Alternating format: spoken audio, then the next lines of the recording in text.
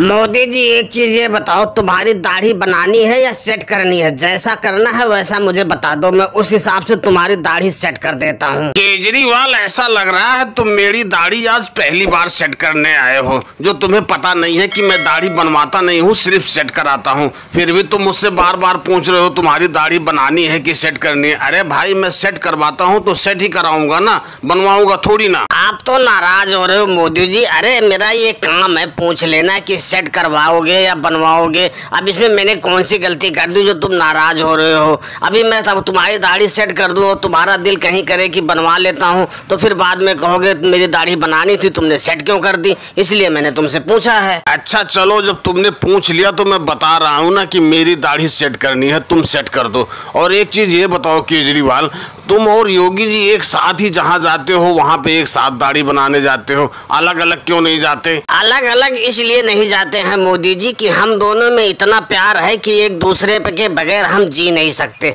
इसलिए जहाँ जाएंगे साथ में जाएंगे, जुड़े हुए जाएंगे, चाहे कुछ भी हो जाए। भाई केजरीवाल, तुम दोनों का प्यार देख के तो मेरी आंखों से आंसू आने लग गए। तुम ऐसा करो, दाढ़ी सही कर दो और मैं जाऊँ, नहीं तो मैं रोने लग जाऊंगा। अरे भैया राहुल, तुम बता दो तुम्हारी दाढ़ी क्या करनी है, सेट करनी है या बनानी है? जैसा करना है वैसा बताओ, मैं उस हिसाब से तुम्हारी दाढ़ी पे अस्तूरा लगाऊं। योगी जी, बहुत दिन हो गए दाढ़ी रखाए साला खुजली होने लग गया है, दाढ़ी में जुए भी पड़ गए हैं।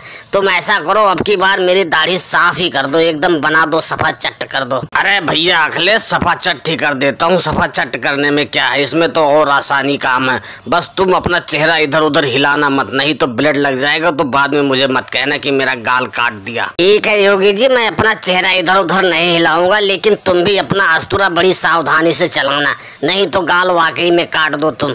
और एक चीज ये बताओ योगी जी, तुम कहीं दुकान करके क्यों नहीं बैठ जाते? इधर उधर खेतों में जा जाके तुम दाढ़ी बनाते हो। बात ऐसा है राहुल, दुकान लेने पे खर्चा बहुत ज्यादा है। उसमें दुकान का किराया दो, डेकोरेशन करवाओ, फिर ग्राहक का इंतजार करो। ग्राहक आता है कि नहीं आता इसका कोई भरोसा नहीं है। और ऐसे है, खेत खेत में चले जाओ, जहाँ भी आदमी मिलते हैं वहीं पे सेविंग करना शुरू कर देते हैं। इससे ग्राहक भी आसानी से मिल जाते हैं और खर्चा भी कम लगता है। इसलिए हम लोग दुकान नहीं कर रहे हैं। और दोस्तों, वीडियो पसंद आई हो तो वीडियो को लाइक और सब्सक्राइब करना ना भूले। धन्यवाद।